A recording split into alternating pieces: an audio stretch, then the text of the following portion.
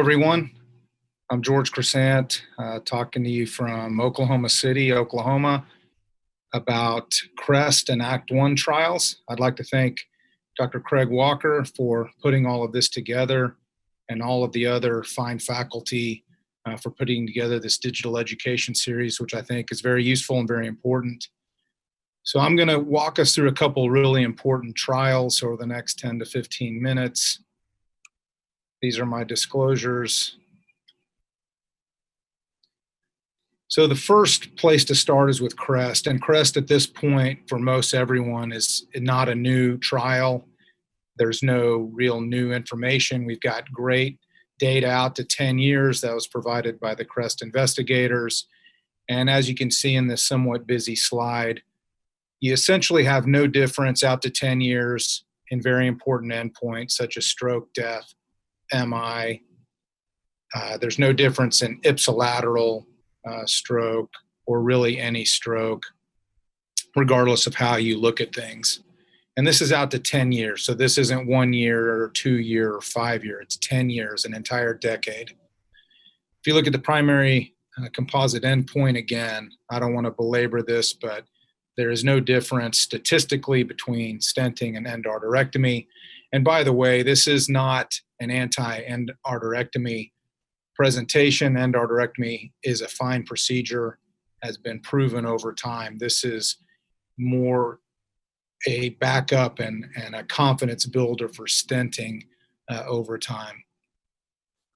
So in conclusion, after a decade, essentially the investigators found that there was no difference between carotid artery stenting and carotid endarterectomy with either the primary composite endpoint or any breakdown in elderly asymptomatic patients or symptomatic patients with severe disease, as well as pointing out that there was long-term durability, which had been a question in earlier trials. Restenosis, of course, in not only CREST and other trials has also been shown to be very infrequent with either procedure. So fortunately, neither procedure is plagued by restenosis. In terms of looking at the asymptomatic patients, there was a study looking at people who were always asymptomatic and people who were previously symptomatic, that being a relatively small number. And at 4 years, there was no difference in stroke and death or the primary endpoint, which is a composite of stroke, death, and MI, with the modes of revascularization, regardless of whether you were always asymptomatic or whether you were at one time symptomatic. And that's a study from 2019. So in terms of what the neurologists think and what the patterns of revascularization have been, we all understand as endovascular physicians that carotid stenting has been affected by coverage decisions, not by data. And so the patterns reflect that in the sense that there was a decline in carotid artery stenting procedures in terms of absolute numbers compared to carotid endarterectomy. However, the utilization in terms of symptomatic status has continued to remain better than flat, and actually in recent years has had an uptick. So clearly carotid artery stenting has been proven to be safe and effective, and now in symptomatic patients continues to be a treatment that we can offer. Moving on to Act 1, the background for Act 1 was basically to look at asymptomatic patients and see how they performed with this procedure. So they could not be considered high risk for surgical complications, and they had to be truly asymptomatic and below the age of 80 years. This study was presented and was published at both the 1 year and now we have the 5 year data. This is the breakdown for anyone who's interested. I always encourage people to actually go and download these articles to really dig into it in a much deeper fashion than what I'm able to do in 10 minutes. But this essentially is the breakdown, and the important thing as compared to previous asymptomatic trials is this trial is at least uniform in terms of equipment. So everything was sort of done the same way. People had distal embolic protection, and there was not a mishmash of balloon stents, filters, or lack thereof of filters. And then, as you can see here, there's no statistical difference between carotid artery stenting and carotid endarterectomy at 1 year. And then when you look at the 5-year results, which are very robust, you see no difference in target lesion revascularization, survival, and all stroke. And again, this is out to 5 years, so relatively long follow-up, particularly compared to other subspecialties of medicine. In a subgroup analysis, there was also a look at whether there was a difference in gender and in something that we see a lot of times, especially on the cardiology side of the endovascular proceduralists, and that are people who have multi-bed atherosclerosis. So it's not uncommon for us to see people who not only have carotid disease, but have significant coronary artery disease and other peripheral vascular disease, particularly peripheral arterial obstructive disease. So there was a look to see if there was a difference between the two revascularization methods in terms of gender or atherosclerotic burden.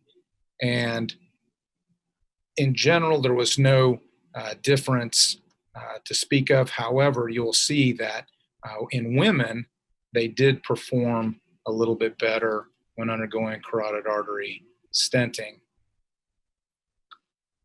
So when you look at the men out to 5 years, no difference. When you look at female patients, they had fewer ipsilateral strokes with carotid artery stenting out to 5 years, and that curve separated and more or less has remained separated.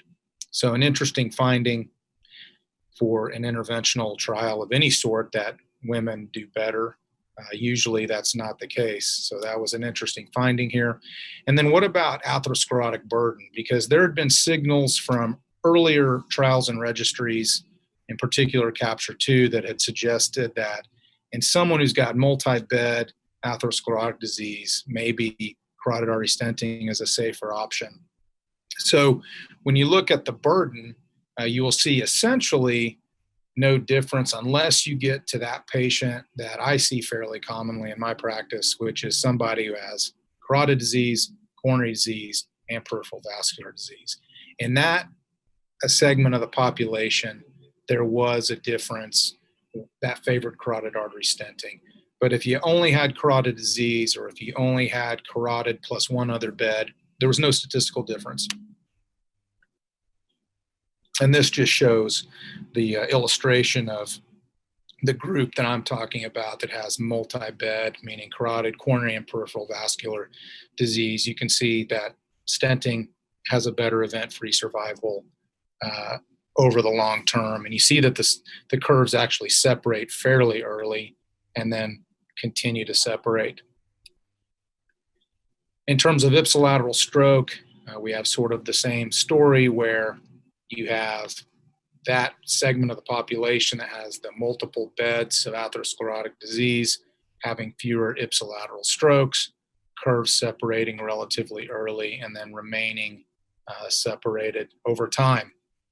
So as with anything, anytime you go back and do subgroup analysis, they're not perfect situations, but it was interesting, and due to several factors, one being early termination of the study, they couldn't quite get all of these subgroups to a complete 5-year follow-up. But I think it's interesting in the sense that it's a confirmation that there's at least equivalence. At the end of the day, if you want to be super cynical, there's at least equivalence.